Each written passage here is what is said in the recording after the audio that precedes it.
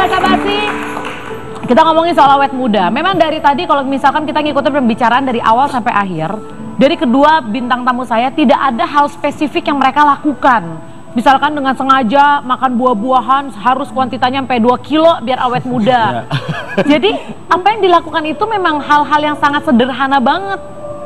Tadi juga air putih iya, buah iya. Kenapa mereka jawabnya enggak, biasa aja? Karena itu terlalu sering mereka lakukan sehari-hari sampai akhirnya mereka merasa itu adalah hal yang biasa. Tapi mereka tidak tahu kalau ternyata itu efeknya adalah awet muda.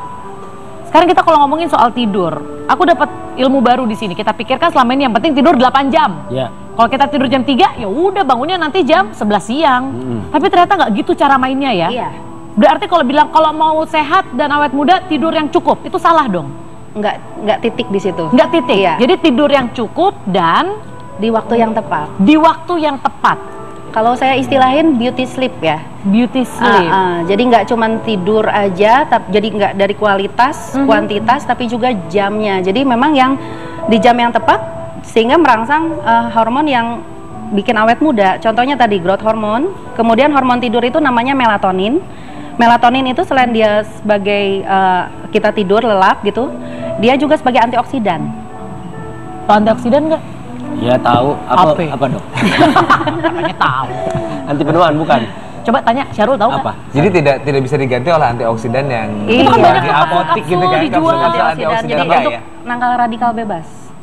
Biar nggak cepet tua lah intinya. Iya. Oke. Nah sekarang kalau misalkan kita ngomongin kadang-kadang, kalau saya pribadi, saya kalau udah stres mikirin sesuatu terlalu mikirin, pada akhirnya bikin kepala saya pusing, asam lambung saya naik. Ini bener. Kamu bikin kepala pusing kepala Barbie nggak?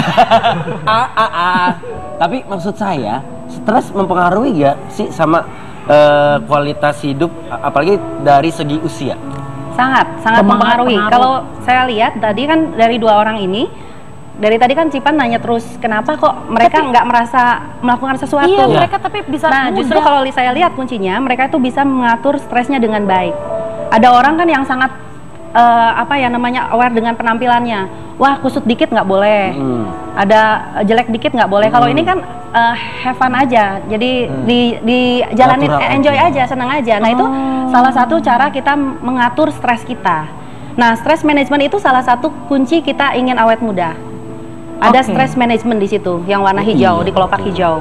Nah, stress management itu tandanya artinya kita bisa mengelola stres kita. Stres kita itu kan ada yang positif, ada yang negatif. Benar.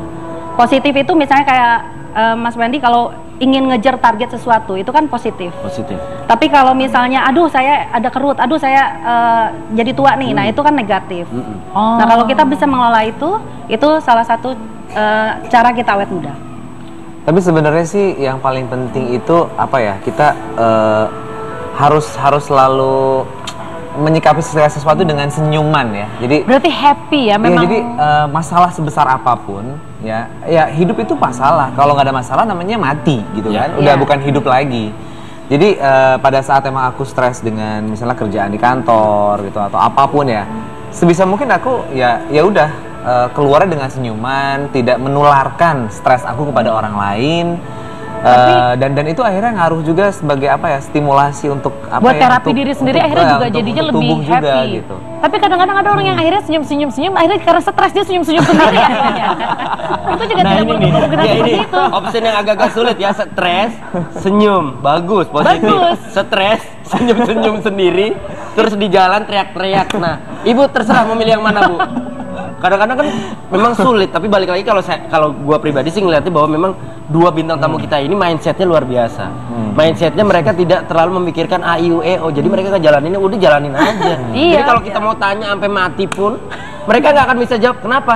Ya nggak tahu. Iya, mereka tidak bisa mengejawantakan yang oke, saya melakukan A, B, C, D, E, F, G. Tapi setelah kita ngobrol-ngobrol, yang memang yang mereka lakukan adalah hal-hal biasa yang nggak terlalu dipikirin, jalanin hidup dengan legowo, seneng, dan efeknya ternyata di kulit sangat bagus sekali gitu, bisa awet muda.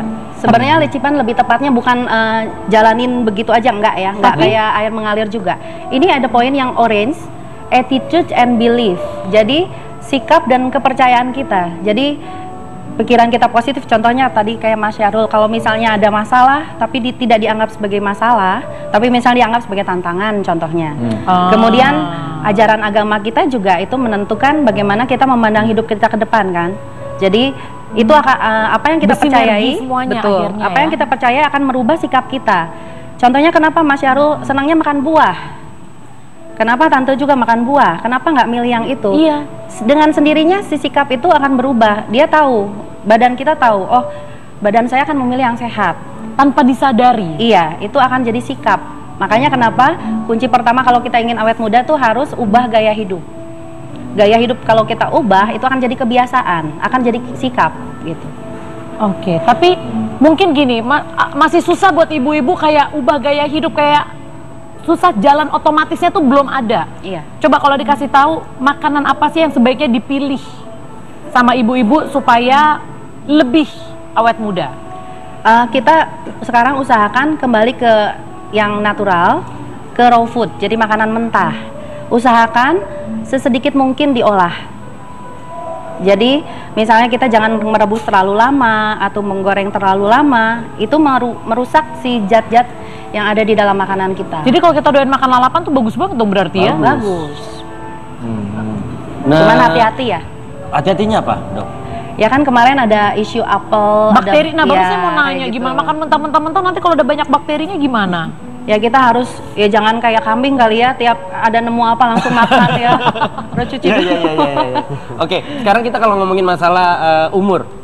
Misalkan penonton yang ada di studio ini berpikir bahwa gue pengen merubah pola hidup gue. Kalau yang masih muda kan enak, biar waktunya lebih banyak. Nah, kalau yang buat kayak ibu-ibu nih, di deretan depan the 50s, umurnya udah 50-an semua, umur 50-an dari 50 sampai 57. Masih works gak sih kalau misalkan mereka merubah gaya hidup dan pola hidup mereka untuk Jangan dijawab dulu. Ya. Apakah yang udah usianya 50 tahun ke atas masih bisa atau enggak? Punya kesempatan atau enggak? Bener. Oke, kita akan cari tahu jawabannya sebentar lagi. Jangan kemana-mana, tetap di Basa Basi, bahas sana bahas ini.